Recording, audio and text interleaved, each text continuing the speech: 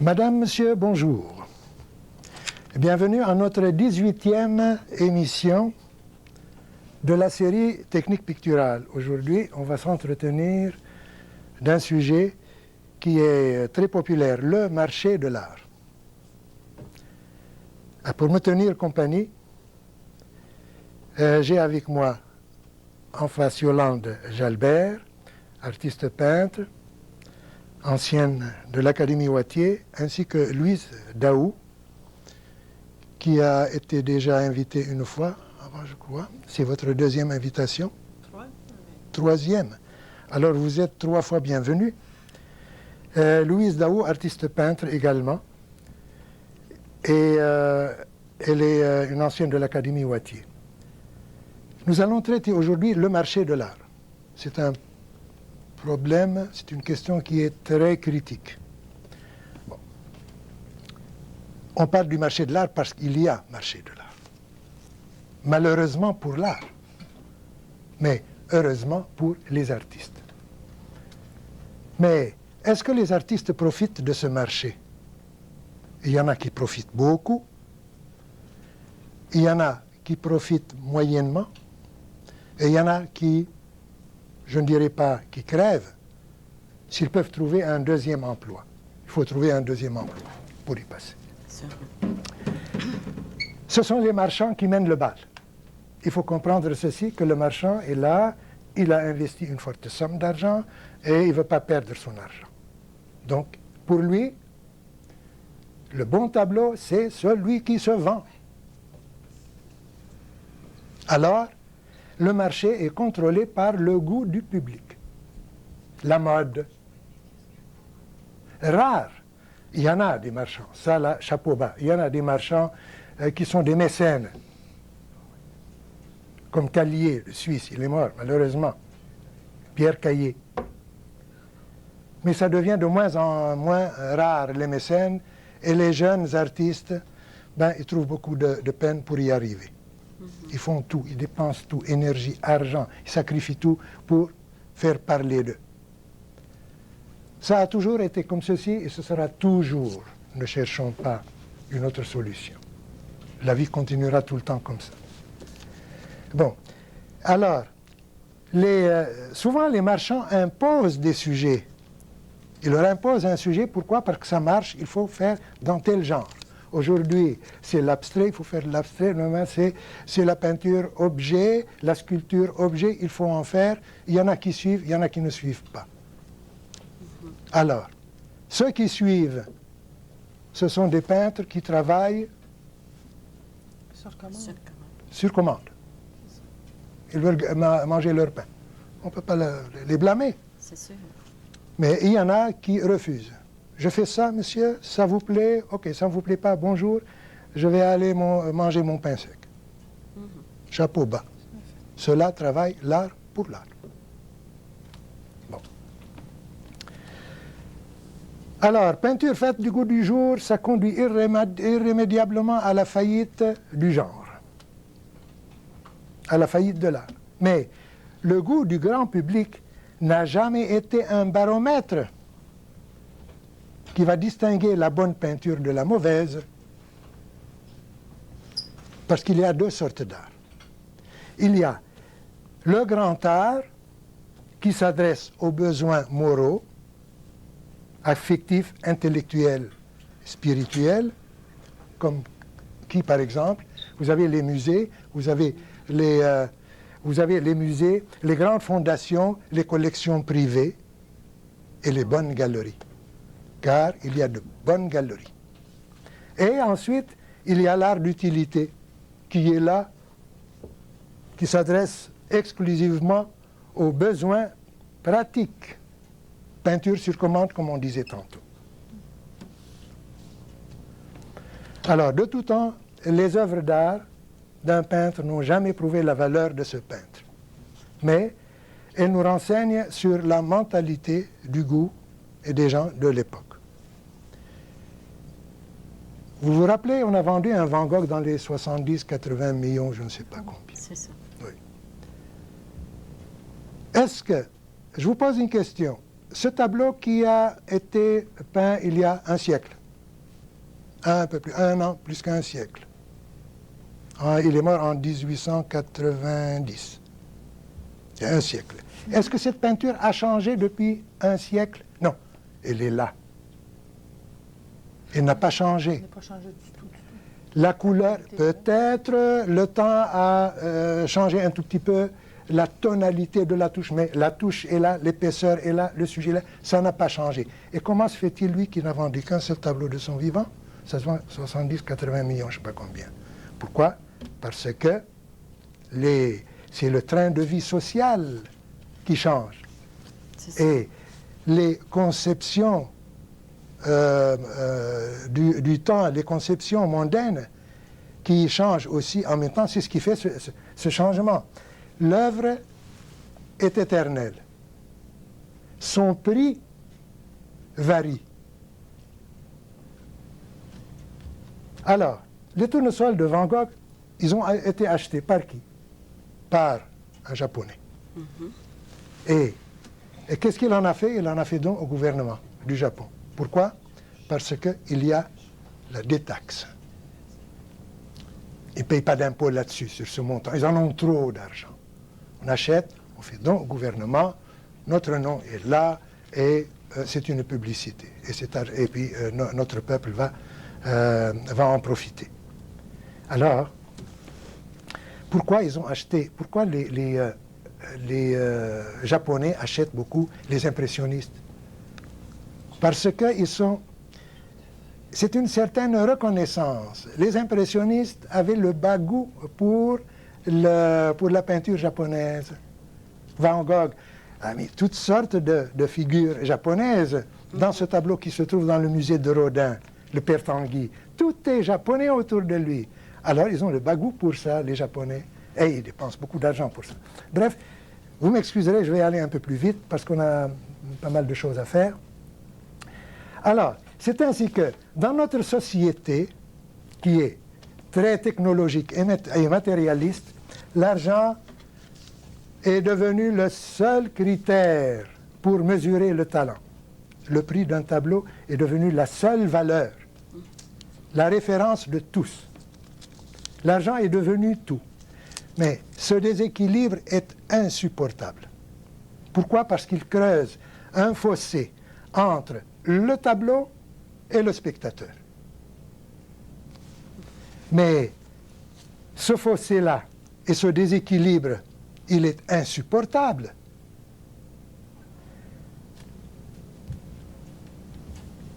L'art, c'est noble.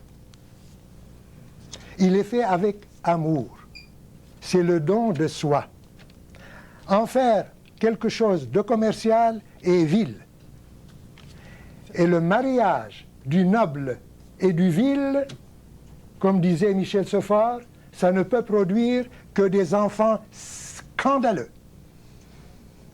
Marier le cheval de race arabe, petites oreilles, long cou, avec l'ânesse de l'île de Chypre, qu'est-ce que ça va donner? Ça va donner le mulet, ou si vous voulez, une tête de mule. Je vais vous raconter une histoire. Oui, qu'est-ce que vous voulez dire? Moi, je voulais juste citer un fait. C'est que je fais partie de l'Association des artistes peintres de la Rive-Sud. Oui. Et on a souvent des discussions sur divers sujets. Et pour printemps, justement, on discutait un petit groupe et il y a un peintre qui mentionnait, qui avait entendu que l'art pour l'art, c'était pas possible, c'était de la foutaise. Alors... c'est ça votre question? Je vous la pose. Vous auriez répondu comment à ce moment-là? Bon. Vous permettez que je vous raconte une petite histoire Oui. qui fait suite à ce que je viens de dire? D'accord. Je vais raconter une histoire. Un marchand de tableaux, au début du siècle, voulait renouveler son stock. Alors quelqu'un lui a dit, va donc au Havre, il y a un bon peintre là-bas et il a de belles choses. Il est allé, il a vu le peintre, il dit, voilà, je voudrais acheter quelques tableaux, monsieur. Il dit, mais vous êtes le bienvenu, monsieur, choisissez. Il a choisi 4-5 tableaux. Il les a mis contre le mur. Et il dit, voilà, combien je vous dois? Et il lui dit, ben moi, monsieur, je ne connais pas ça, vous êtes dans la partie, vous savez combien ça coûte, donnez-moi. Il lui a mis une liasse de billets sur la table. L'histoire ne dit pas combien. Le marchand qui n'avait jamais vu autant d'argent, il dit, tout ça? Il dit, oui, c'est pas assez. Il dit, non, mais c'est trop, monsieur. Des tableaux qui m'ont procuré autant de plaisir et autant de joie, tout ça, non, c'est trop. Le marchand insista, le peintre accepta. Mais, avant de s'en aller, il a pris les tableaux, il le suit. « Hey, monsieur, attendez !» Il est allé dans son atelier, il prend un tableau, il court après lui, lui dit « Prenez ça encore !» Si vous aviez celui qui a ce tableau chez lui, aujourd'hui, il lui rapporterait plusieurs millions, je dirais plusieurs dizaines de millions. Vous voulez le savoir, hein? Ah oui. Il s'appelle Eugène Boudin, le maître de Monet. Monet a dit, s'il n'y avait pas Boudin, je n'aurais pas fait de la peinture. C'est mon grand maître.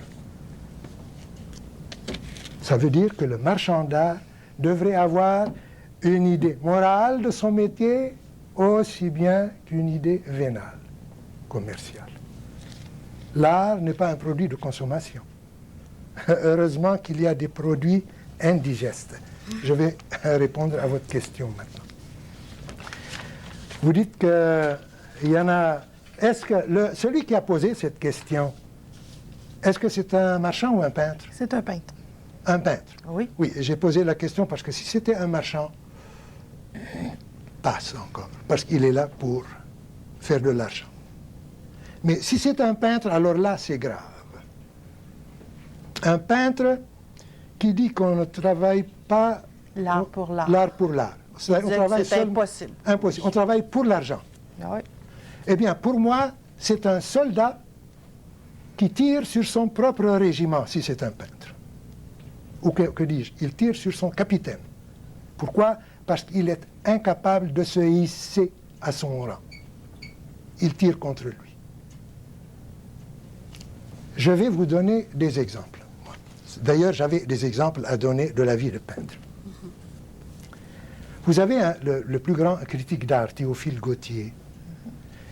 Lui, il a dit, l'art n'est pas un moyen, mais un but, une fin en soi. Il disait aussi, il n'y a de vraiment beau que ce qui ne peut servir à rien. Je vais lire ça vite, le temps avance. Tout ce qui est utile est laid. L'endroit le plus utile dans une maison, ce sont les latrines. Albert Cassagne avait écrit, il avait fait une thèse de doctorat. La thèse était la théorie de l'art pour l'art en France. Bon.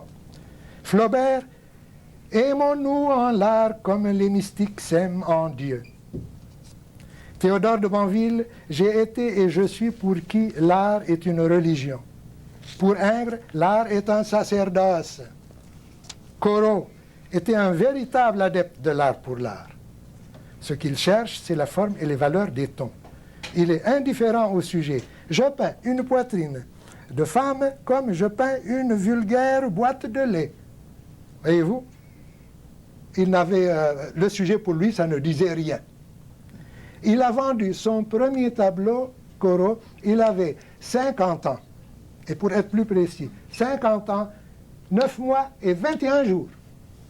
Lui, il écrivait, il avait un petit carnet sur lequel il faisait ses dessins, tout le temps, et en même temps, il prenait note de ses dépenses. J'ai donné tant à tel pauvre, à tel seul la charité, j'ai mangé pour 1,50 franc, j'ai pris un café pour 25 sous, tout était là, alors c'est pour cela on sait exactement quand est-ce qu'il a vendu son premier tableau. Et c'est celui qui a inspiré les impressionnistes, lui. Maintenant, pourquoi aller loin? Riopelle, qui travaille toute la nuit, qui le matin, il regarde son tableau, ça va pas, il le détruit.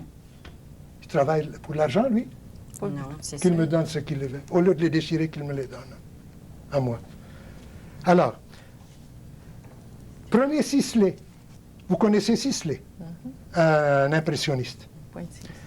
Lui, il a écrit à son ami, il lui a dit, il avait un cancer de la gorge. Il lui dit, pouvez-vous m'envoyer un médecin qui ne me coûterait pas plus que 30 francs? Pourtant, c'est un génie. Il pouvait faire de la peinture commerciale et aller vendre son tableau.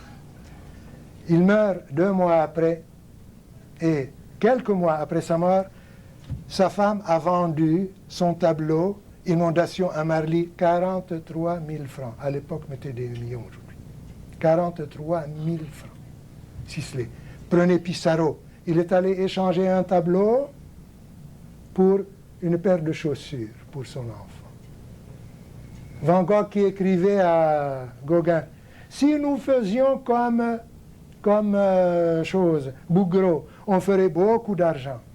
Mais le meilleur, c'est Dunoyer de Segonzague, contemporain, il est mort, je crois. Dunoyer de Segonzague avait un marchand qui achetait tout ce qu'il produisait et il vendait, il ne s'occupait de rien. Un jour, après lui avoir envoyé son dernier envoi, il lui dit, ce genre-là, je veux le détruire. Non, ça ne marche pas. Il dit, comment? L'exposition va se faire? Je n'en veux pas. Bref, ils vont devant le tribunal. Et le juge demande à Segonzague, qu'est-ce que vous allez en faire? Il lui dit, je vais les brûler carrément. Une 50aine de tableaux. Alors, jugement a été rendu. Les tableaux seront restitués à Segonzague, ils seront brûlés devant le greffier. Celui qui vous a dit qu'il n'y a pas de peintre qui travaille l'art pour l'art, et celui qui dit ça, c'est un menteur, eh bien, je crois qu'il changera ses convictions et son fusil d'épaule, et qu'il peut penser qu'il y en a des gens qui travaillent l'art pour l'art. Je vous demande une question. Quand vous mangez, est-ce que vous mangez le repas que vous choisissez? Est-ce que dans le but de l'entretien de votre corps ou bien pour le plaisir de votre palais? C'est pour l'entretien du corps. Et après, pour le palais, c'est une gâterie. Une gâterie. Mais si, par exemple, vous dites, cet aliment, il est délicieux, mais si je le mange, il va me faire mal. Je vais peut-être en mourir. Qu'est-ce que vous faites? Ah, là... Là, vous ne le mangerez pas. On ne le mangera pas. Vous ne le mangerez pas. Donc, l'entretien de votre corps prime. Oui. Le tableau, c'est la même chose. Vous avez l'art pour l'art, qui est votre tableau, n'est-ce pas? Et vous avez l'argent qui rapporte. C'est une gâterie supplémentaire. Exact. Alors, l'art pour l'art, vous devez faire votre tableau d'abord. Et vous le faites vous-même. Si vous le faites avec sincérité, j'ai donné un cours, une conférence sur la sincérité. À ce moment-là, vous allez voir les marchands de tableaux affamés courir après vous si vous êtes sincère en ce que vous faites. C'est ça. Alors voilà. J'aimerais maintenant parler un peu. Tout à l'heure, je vais vous poser quelques questions. Vous allez nous expliquer vos peintures. Mais pour revenir à tout ceci, je pourrais vous dire que n'importe qui peut travailler selon son plaisir. Voyez-vous, ce que vous me dites, c'est abominable. Je suis là du matin jusqu'au soir, je travaille, je fais mon tableau pour être vendu. Quel plaisir a-t-on? Il n'y en a pas beaucoup. Ben, pour moi, ce n'est pas un artiste, c'est un artisan. C'est un artisan, ni plus ni moins. Et comme je vous dis, quand vous travaillez pour votre plaisir, vous avez un plaisir en travaillant. Quand vous travaillez pour vous. Mais quand vous travaillez pour le plaisir d'un autre, vous n'avez pas ce plaisir-là. De toute façon, moi, je vous conseille une chose. Dites-vous bien, je veux faire mon tableau, bon d'accord, vous allez exposer, vous allez avoir des demandes, vous allez finir par vendre, mais dites-vous bien que d'abord j'ai eu mon plaisir, comme l'histoire que je vous ai racontée de Boudin. il a eu beaucoup de plaisir. Il ne voulait pas avoir... Déjà, il a été payé par son plaisir. Payez-vous d'abord une petite partie, et c'est la grosse, en ayant votre plaisir de peindre. À ce moment-là, ce que vous vendez, c'est tant mieux. Ce sera en plus. Oui. Une gâterie en plus, supplémentaire. Avez-vous quelques questions à me poser? Ben, pour ce qui est des vendeurs d'art, leur principe, est-ce qu'il y a une variété d'artistes? Est-ce qu'il y a des rangs Dans la société, dans la évidemment. Il y a des rangs. artistes. Par exemple, on a encore quelques minutes avant de passer à vous. Il y a toujours 3 catégories de peintres. Prenons ici notre pays, ici le Québec. Nous avons trois catégories. 1, le peintre, la peinture universelle, qui est connue partout dans le monde, dans les musées. Il y a le peintre national. National, ça va d'où jusqu'où? Dans le Québec, il va d'un bout à l'autre du Canada, et il va faire un petit bond jusqu'aux États-Unis parce que il n'y a pas de frontière là. National. Et il peut aller en Angleterre parce que nous étions sous protectorat ou je ne sais pas quoi, Commonwealth. Et vous avez le peintre local, le peintre provincial, le peintre qui va peut-être faire un bond jusqu'à Ottawa. Et il arrive à Toronto tout essoufflé pour aller plus loin. Voilà les 3 catégories de peintres. Le premier, eh bien, nous ne pouvons pas aller... Les marchands plient les chines devant lui. Je citerai un seul, Riopelle. Je ne citerai plus d'autres maintenant.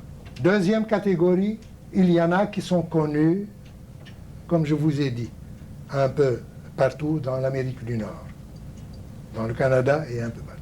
Et vous avez les autres, comme j'ai pas besoin de donner des figures pour le faire. C'est ça. Et ils sont là, ces gens-là se contentent d'un marché local. Alors, c'est pour cela, ces 3 catégories, mais il y en a encore les bumps. Les bumps, c'est-à-dire, le mot vient de Jean-François Gagnon, l'historien qui donne des cours. Je vous recommande d'écouter ces émissions au Canal 24. Jean-François Gagnon, ils appellent les bumps. Ce sont ceux qui font des graffitis, qui sont dans tous les coins, je vois toutes sortes de bébelles. Je ne vais pas en parler. Ça, c'est une catégorie à part. On va passer à vous maintenant. Qu'est-ce que vous nous présentez pour la deuxième fois, troisième fois? Je vais vous apporter un clochard et puis un paysage qui a été fait sur le motif. Le clochard, c'est que j'en ai fait plusieurs. Je suis allée travailler dans le Vieux-Montréal. J'aime travailler avec ces clochards qui ont quand même une vie à exprimer, qui est exprimée dans leur visage. Et je vais faire quelques croquis avec des amis. J'en ai profité même cet été. Prenez des photos? Des photos aussi. Je travaille avec À quoi ça vous sert la photo très rapidement? Ben, c'est un rappel, c'est pour des fois resituer, mais c'est un aide-mémoire. Voilà, Simplement. c'est très bien. Bon, alors, on va laisser la parole à votre voisine qui vient pour la première fois. Profitez-en. Montrez-nous ce que vous êtes. Si je regarde bien... J'ai mes danseuses sociales Oui, ça c'est en quoi? C'est en en peinture à l'huile. peinture à l'huile, oui. Et puis j'ai un rappel de Degas pour le fond. Oui, une belle inspiration de Degas dans Degas, l'ensemble. oui. Oui, Et puis, ça, c'est d'après photo. oui. Les Photo autres? que vous avez, la photo était faite exactement comme ça? Oui, oui. Oui. Dans une compétition de danse, j'ai pris la photo, puis j'ai composé avec. Et puis les autres, c'est nature et photo. Attendez, quelle nature que c'est? C'est des... Naturellement. Le médium, qu'est-ce que vous avez employé? Oh, c'est de C'est de l'aquarelle. l'aquarelle. Donc vous C'est avez sûr. 1, 2, 3 aquarelles. 3 aquarelles.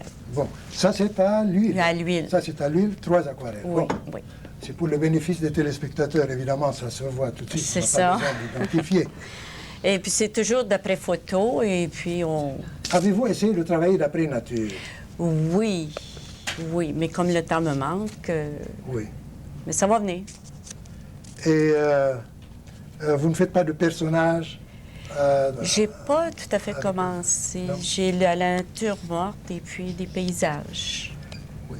Vous permettez que je vous donne une petite... Oh oui, oui, oui. Ah oui, j'en ai besoin. Dans vos aquarelles sont belles, Mhm. mais personnellement, je vous recommanderais de laisser beaucoup plus de réserve. De réserve, oui. Et n'allez jamais complètement jusqu'au bout de votre... Ne couvrez pas votre... Avec les chose, couleurs. Jusqu'au bout également. Vous pouvez toucher un bord, laissez un petit... C'est un dégagement. Voyez-vous, le sujet, il commence à se disperser. Quand vous avez quelque chose de solide et qui se disperse, comme des nuages, en se dispersant, il se neutralise. Oh oui. Donc, la même chose. Si vous faites Laissez ce que je l'image. vous dis, vous allez concentrer le regard sur le foyer. Parce que dans chaque tableau, il y a le cœur. Le cœur, oui. Le cœur. Vous choisissez votre cœur du sujet, ne le mettez jamais au centre. Et puis là, vous allez jouer avec les lumières, avec les couleurs, et vous allez négliger tout ce qu'il y a autour de moins en moins, parce que vous laissez un rappel, l'œil va traverser partout, il va regarder, mais il va ça. revenir au cœur, foyer. Oui, j'avais le laisser Donc, sortir du sujet. C'est ça. Ne le laissez pas sortir du sujet. Donc, Non. mettez toujours le cœur du sujet et donnez-lui tout le nécessaire, la lumière et la concentration. Eh bien, voilà. Je vous remercie d'avoir été avec nous. La présence humaine est toujours réconfortante, pour moi surtout dans cette émission. Tout seul, je m'ennuie. Et aussi dans la salle, on a pas mal de spectateurs qui sont dans l'ombre. Salut. Et alors, maintenant, le temps, combien il me reste de temps? Oui. Alors, mesdames, messieurs, il me fait que j'ai quelques secondes. Je vous remercie de votre attention. Continuez à être avec nous. Merci beaucoup et au revoir.